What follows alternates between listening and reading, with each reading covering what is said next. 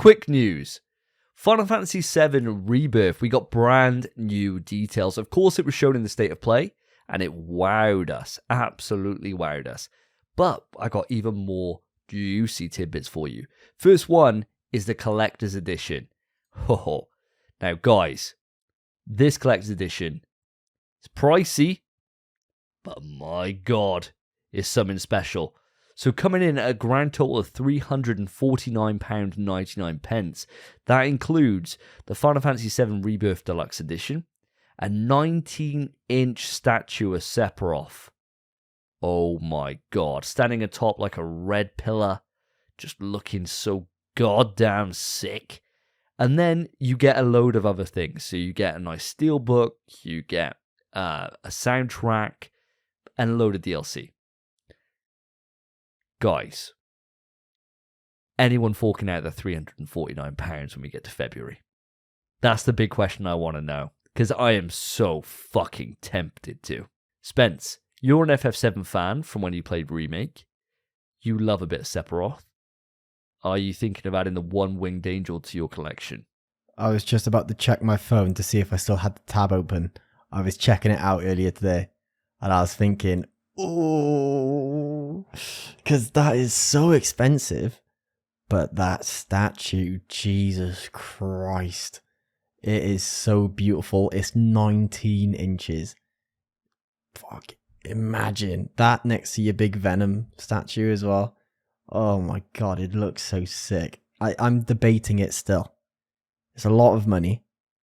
I think I'll need to wait and see what my Christmas bonus is saying with work. And if my Christmas bonus is nice, then maybe. Or whenever I get a bonus anyway. I think the only issue is leaving it that long. We're lucky it hasn't sold out completely already. Fortunately, Square Enix didn't put out limited numbers of this, because it seems like they're still on sale right now. And we're on the 22nd of September. I can't imagine you'd get your hands on one in December, mate. No way. And people are already putting them up for £600 plus on eBay. Of course they are. Of course they are. Stupid. I mean, so much money. It's so much money.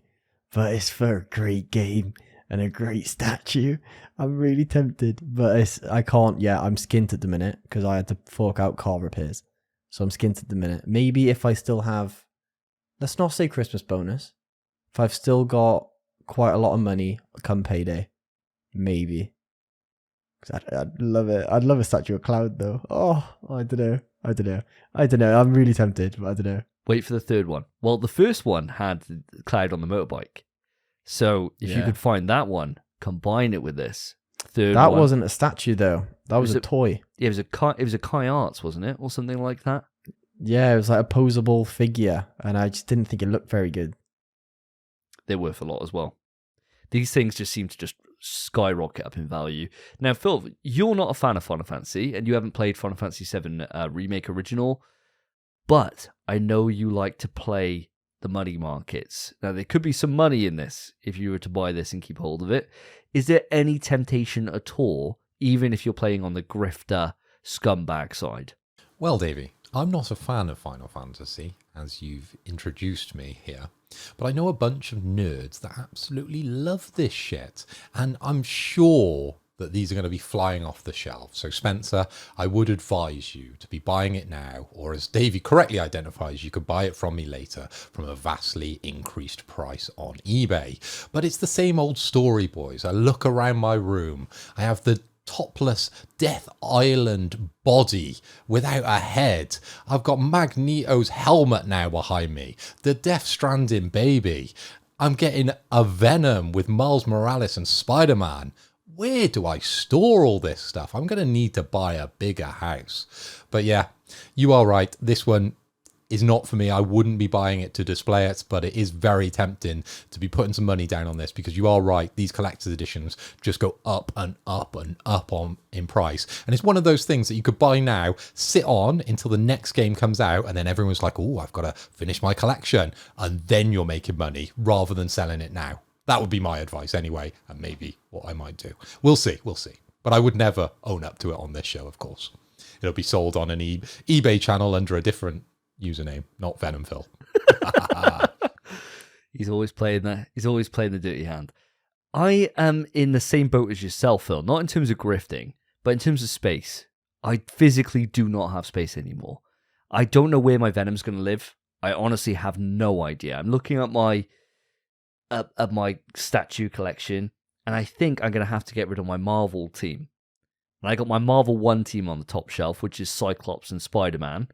I'm going to have to get rid of them to put Venom in there, which I don't think he'll even fit, but I'm going to have to try. Something else going to have to go. Either that or I start living around them like a hoarder.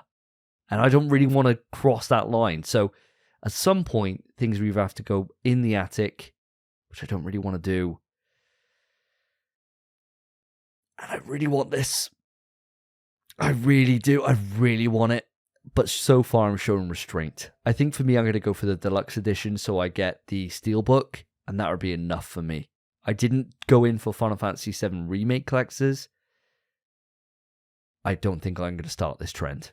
It's a slippery slope that involves 3 collector's editions, and I'm not going to start down it. But certainly one to keep your eye on. But that is not it for Final Fantasy VII Rebirth news. We got some more. So we already knew the game was massive, coming on 2 Blu-ray discs. We now know it's 150 gig in size. For you guys that go digital only, this might be one you might want to think about going physical for. Now, what they're saying is that working on Final Fantasy VII Remake and Integrate helped the team familiarize with the PS5 for faster development. That's how they've got this out so quickly.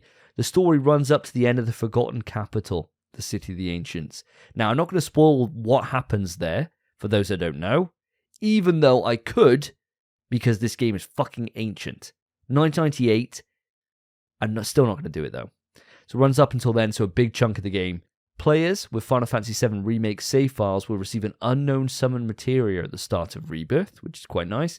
It has expanded minigames. For example, Cloud can collect soldiers and decide how to arrange them in Rufus Shinra's inauguration parade for different outcomes. Vincent Valentine, my husband, my absolute love of my life, will join your party, but isn't playable. Implied that will happen in Part 3. So very much like Red 13 was at the end of Final Fantasy VII Remake. Exciting news there. Does the scope of this game terrify anybody else, or is it just me? I mean, I don't understand how big the scope is, really. I don't know how much... I mean, the gig size is ridiculous in 2 discs. That's the thing. A 2-disc, 150 giga? We haven't had that on PlayStation 5 yet. A 2-disc, as far as I'm aware. No, I don't. Did we ever have it on PS4? Yeah, we did. Yeah, I think we did. I think Red Dead might be a 2-discer, but I'm not sure. Red Dead 2. I've got a feeling it might be, but I cannot think off the top of my head. Nothing springs to mind. No games that I played anyway over the last generation of 2 discs. Yeah, it's quite strange for this to be happening now. Especially now we have these massive Blu-ray discs which can hold 100 gig each.